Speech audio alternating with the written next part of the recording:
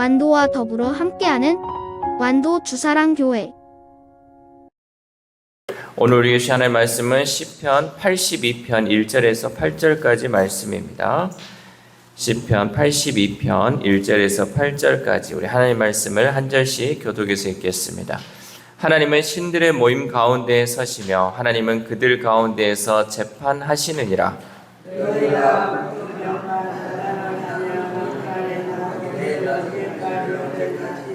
가난한 자와 고아를 위하여 판단하며 곤란한 자와 빈궁한 자에게 공의를 베풀지며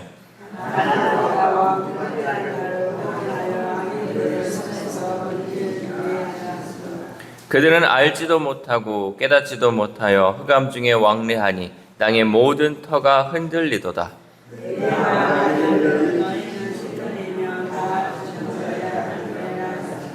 그러나 너희는 사람처럼 죽으며 고관에 하나같이 넘어지리로다.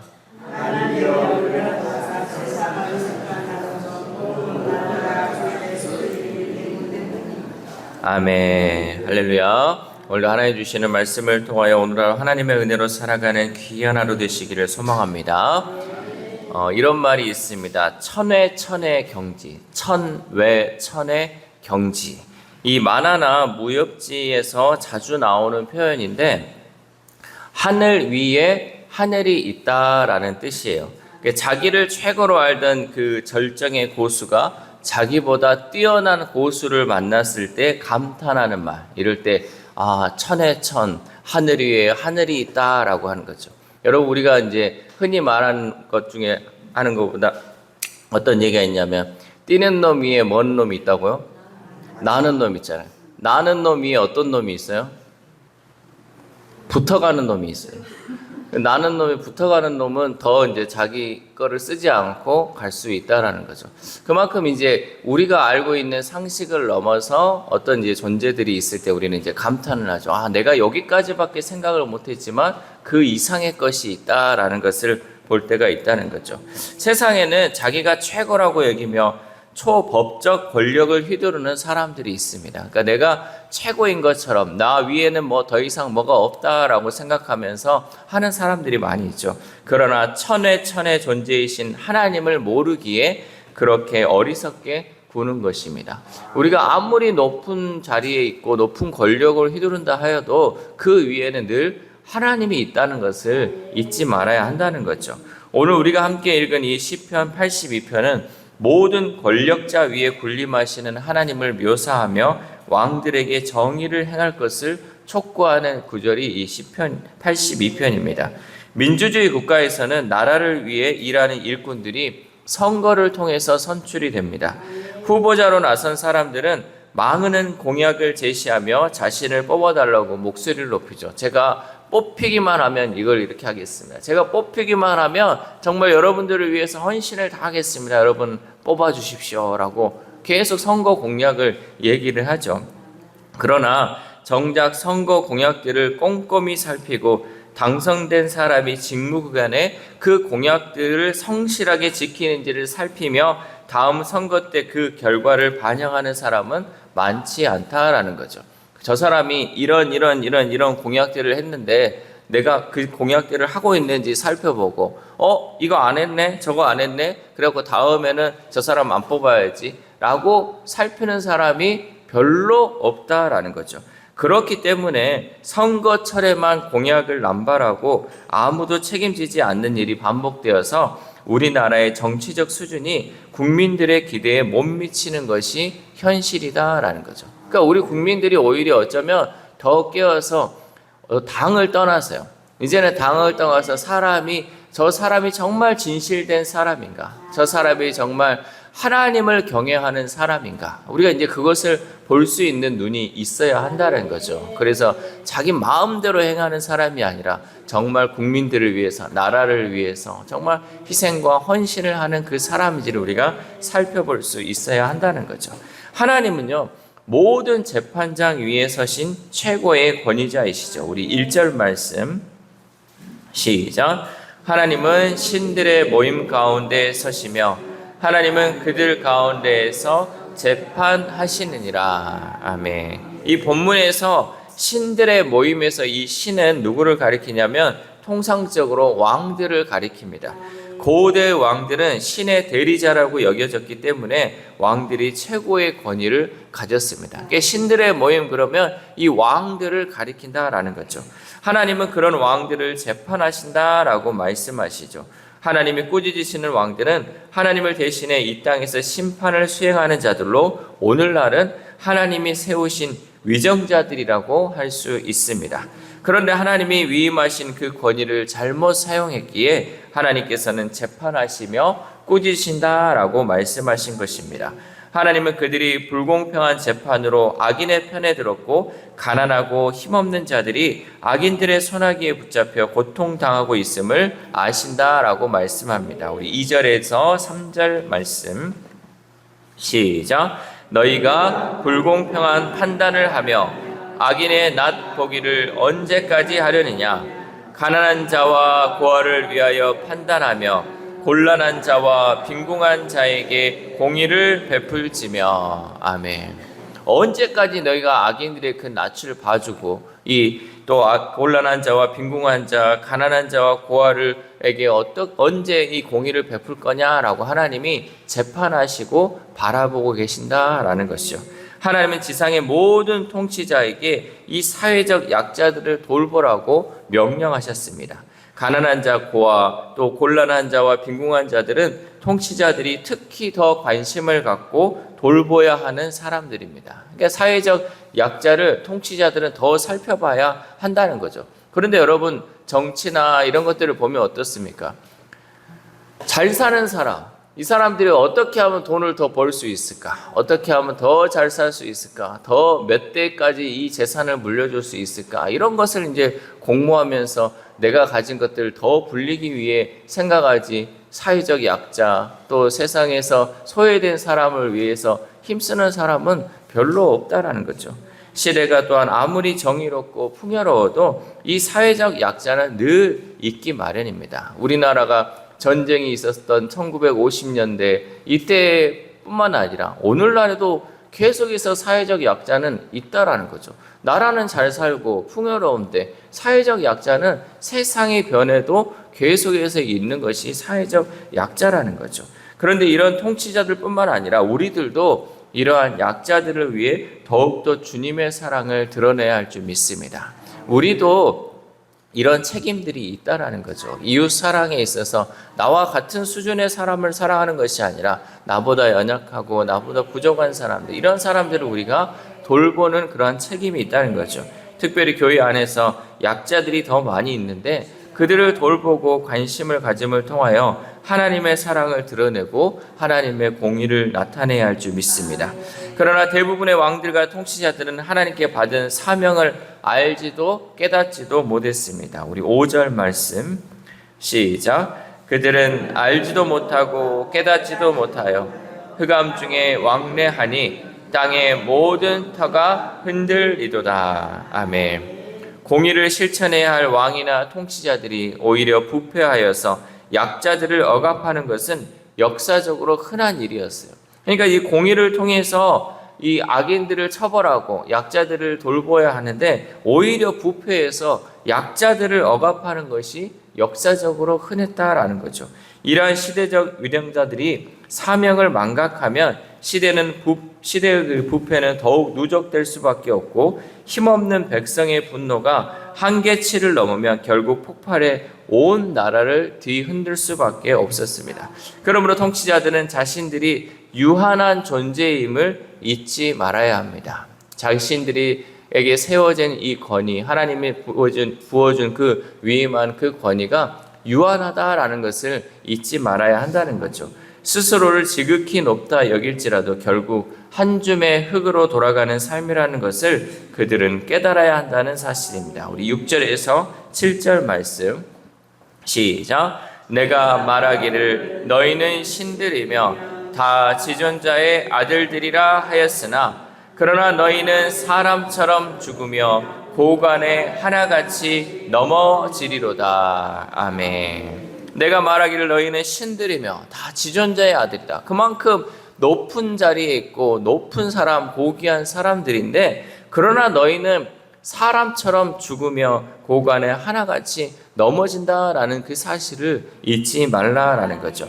사도행전 12장에는 교만한 헤롯 왕의 이야기가 나옵니다. 그는 자신을 이렇게 신이라고 칭송하는 백성 앞에서 한껏 교만을 부리다가 결국은 벌레에 먹혀 비참하게 죽는 모습을 보여주고 있습니다.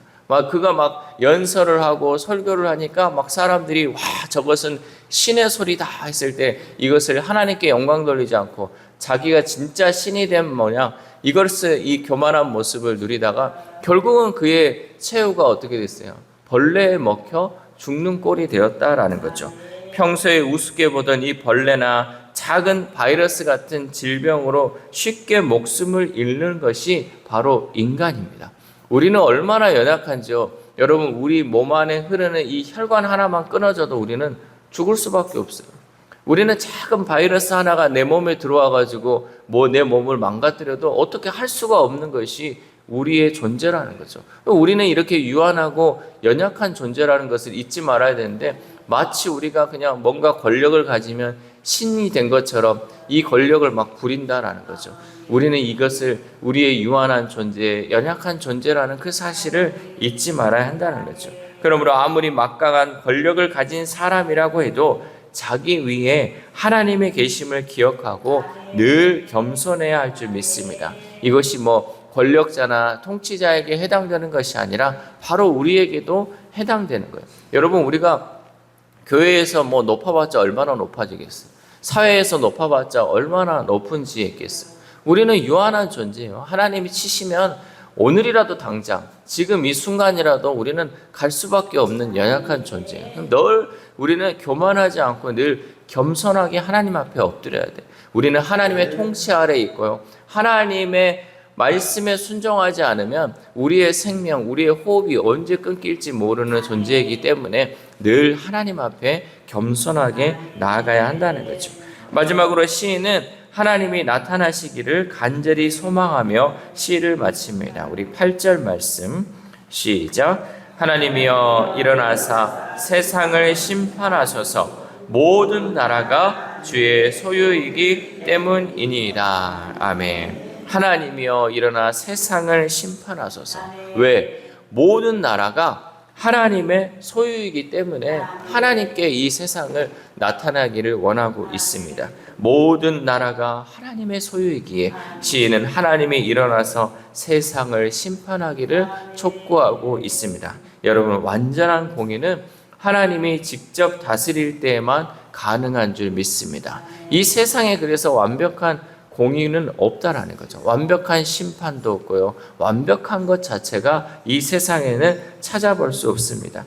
아무리 공정한 사회에 훌륭한 지도자 또 재판장이 있어도 공의가 완전히 실현되는 것은 불가능합니다. 물론 우리는 이 공정한 사회를 만들기 위해 최선을 다해야 합니다. 그러나 그것이 완전히 이루어질 수 없는 것을 알기에 우리는 늘 하나님의 나타나심을 소망하며 기도해야 합니다. 특별히 하나님의 나라는 하나님이 통치하는 곳이죠. 우리는 늘 이 나라를 꿈꿉니다. 하나님, 이 땅 가운데 하나님의 나라가 이루어지기를 소망합니다. 하나님의 통치가 이루어지기를 소망합니다. 라고 기도하죠.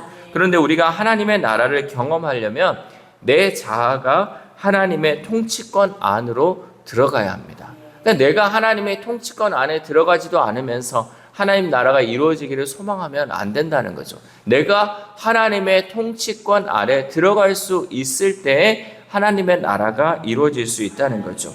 하나님의 통치는요, 자기 희생과 포기, 섬김과 양보, 그리고 인내라는 실제를 이루며 살아갈 수 있는 그 능력을 부여받는 것, 그것이 바로 하나님의 통치라는 거죠. 그러니까 우리가 하나님의 통치 아래 들어간다, 결국은 나의 희생과 포기와 섬김과 양보와 인내가 있어야 한다는 거죠. 이것도 행하지 않으면서 하나님이 통치하는 나라, 하나님의 나라가 이루어달라고 우리는 말할 수 없다는 거죠. 여러분, 입술로만 살지 마세요.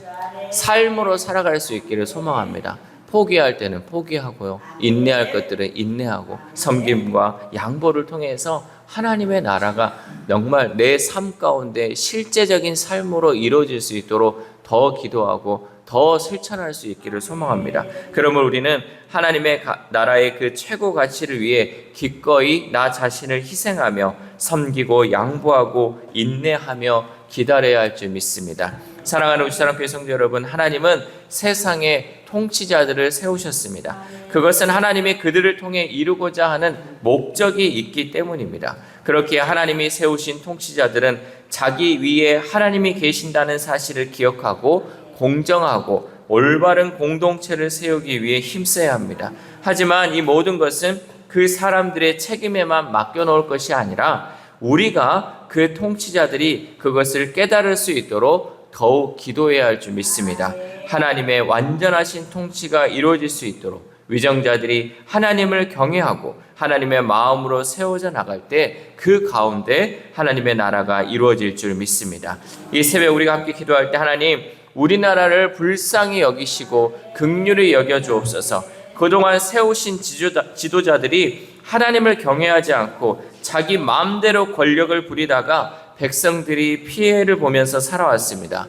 이번에 세우신 이 지도자와 위정자들 가운데 하나님께서 은혜를 베푸셔서 하나님을 경외하고 하나님의 뜻을 드러내는 지도자로 세워져서 하나님의 백성들과 대한민국 백성들이 하나님의 은혜를 누리며 살게 해달라고 우리가 기도합시다. 또한 오늘 하루를 살아감에 있어서 교만하지 않고 섬김과 양보를 통해 내가 속해 있는 곳에 하나님의 나라를 이루어가므로 교회 안에서와 밖에서 어느 곳에서든지 하나님과 함께하는 저와 여러분 되시기를 주님의 이름으로 소망합니다. 기도하겠습니다. 하나님 감사합니다. 오늘도 말씀을 통하여서 하나님 이 시편의 말씀을 통하여 하나님의 뜻을 깨닫게 하심에 감사를 드립니다. 하나님, 늘 우리가 생각할 때 우리 눈에 보이는 이 세상만 있다고 생각하지 않고 하나님, 하늘 위에 하늘이 있음을 기억하고 또 통치자들을 세우신 그 위에 하나님이 있음을 우리가 잊지 않도록 도와주시옵소서. 그래야 정말 하나님을 경외함을 통하여서 하나님이 통치하는 나라, 하나님이 세우신 이 대한민국 됨을 통하여서 하나님의 보호하심 아래, 하나님의 또 통치 아래 살아가는 우리나라 될 수 있도록 도와주시옵소서. 특별히 세우신 지도자들이 있습니다. 하나님, 그 지도자들이 하나님을 경외하며 하나님의 마음으로 우리나라 백성들을 사랑하게 하시고 또 자기들을 세우신 그 통치자들을 세우신 분이 하나님임을 잊지 말게 하셔서 하나님의 보호 그늘 아래 하나님을 의지하며